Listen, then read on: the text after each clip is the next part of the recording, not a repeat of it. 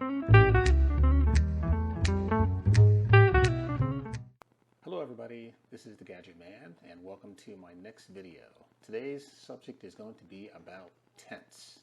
And tents are one of my favorite things in the whole wide world to deal with, especially now. One thing that you have to know about a tent is that in light of today's situation with this whole coronavirus and that type of stuff, a tent will not protect you from those type of things.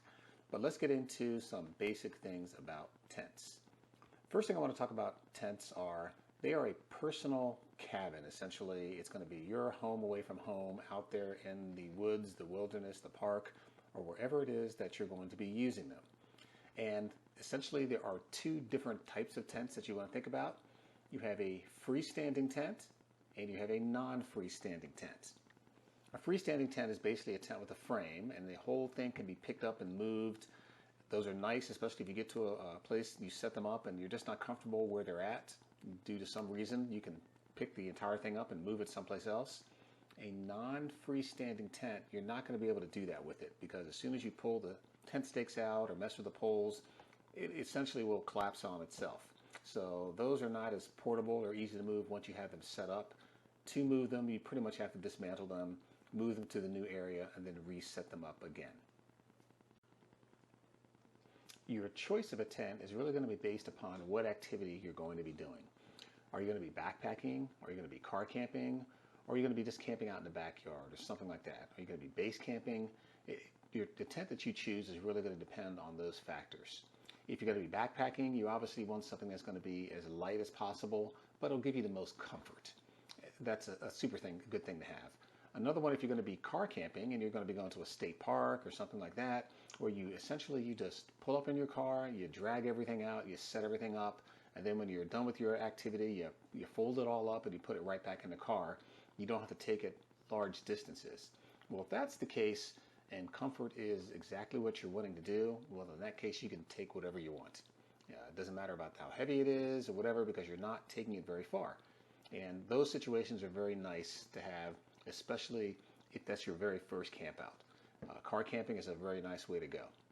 The next thing you want to look at when you're doing a camp out is the weather. The weather is a big factor on what you're going to do. So if you're going to be camping when it's very cold outside, you obviously want to have a tent that's going to keep you as warm as possible. If you're going to be camping where it's very hot outside, then you want a tent that is going to keep you as cool as possible. And you also have to look at wet weather. Wet weather is going to have a big effect on what tent that you take. If you're going to be backpacking and you're going to be doing it in wet weather, remember that when you wake up the next morning, if it's rained at night, everything is going to be wet. So the bigger the tent, the bigger surface area you have, that's more likely to collect some moisture, which means that you're probably going to wrap that up and have to put it back in your backpack and carry the extra weight that comes in water. If you're car camping and you get wet at night, well then, no big problem. Bring yourself a big trash bag, wrap everything up, stick it inside of that, throw it back in the car when you're done, and when you get home, you can take it and dry it out. So not really a big problem. The next thing you want to look at is the size of a tent. Tents come in a lot of different sizes, anywhere from a one-person tent all the way up to an 8, 9, 10, 12-person tent. Now, when they say person, the size they're talking about is how much room one person takes to lay down in it stretched out flat. That is essentially how they look at a one-person tent. They don't look at whether you're 6'7", whether you're 5'2". It's really just an average height of probably 5'10" to 6 feet is what they use on average. Also, if you have any gear that you want to bring in with you, that's going to take up more space. So a one-person tent fits one person just fine, but it doesn't fit too much extra gear inside the tent. So personally, I like to bring a two-person tent, because a two-person tent gives me enough space to lay down inside as well as to bring my gear inside, and that way I can access my gear without having to go back outside the tent. It gives me a little bit of a comfort factor, because I know mice and stuff probably aren't going to have ready access to my things that are out there unless I hang it in a tree or something. If you have two people, you might want to think about a three-person tent, because a three-person tent will hold two people comfortably, plus will give them some room to bring in a lot of their gear. And also with a three-person tent and two people, you can share the weight of the tent. If it's a double-walled tent, freestanding double-wall tent, it'll have the tent body itself with some mesh in it, probably for insects, And then it'll have a Rainfly that goes over the top of it to keep out any kind of weather that you might be expecting. And then finally, I want to talk about materials. They come in a lot of different types of materials, anywhere from nylon, the newest one is Dyneema or Cuban fiber. They also come in canvas. Those are older tents, but those tents still exist and they are still very functional, not from a backpacking standpoint, but from a car camping or a base camping standpoint. That might be something that you might want to use. Canvas tents are very warm in the wintertime. Your nylon tents aren't quite as warm in the wintertime, but so long as you bring enough extra insulation, the proper sleeping bag, maybe a blanket, those type of things, that'll help keep you warm. This is an example of a freestanding tent. This is an MSR Hubba Hubba NX. It's a 2-person tent, and by freestanding, what I'm talking about here is it has a external frame which goes along the entire top and around the tent. And if you needed to, you could pick this up from the bottom or from wherever, and you could move it to wherever you wanted it to go.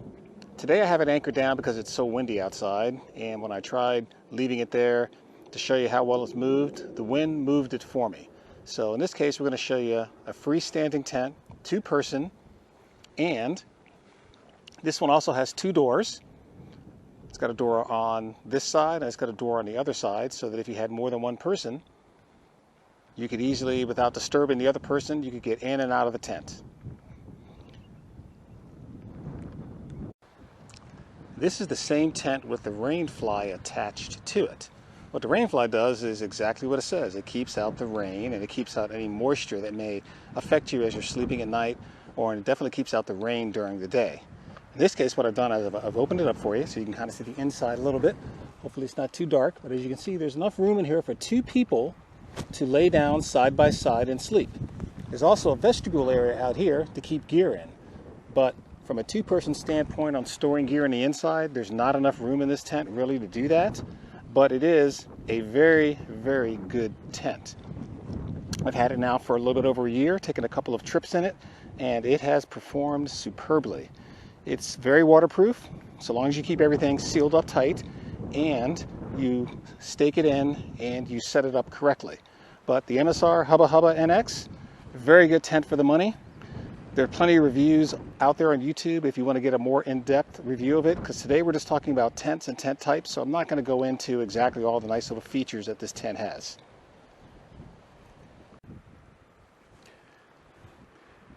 This is an example of a non-freestanding tent. What I mean by non-freestanding is that, as you can see in the center, it uses a trekking pole for support, and it only uses 1 pole. Also, it has no frame that is actually built into it, and without these stakes and without that pole, this tent will not stand.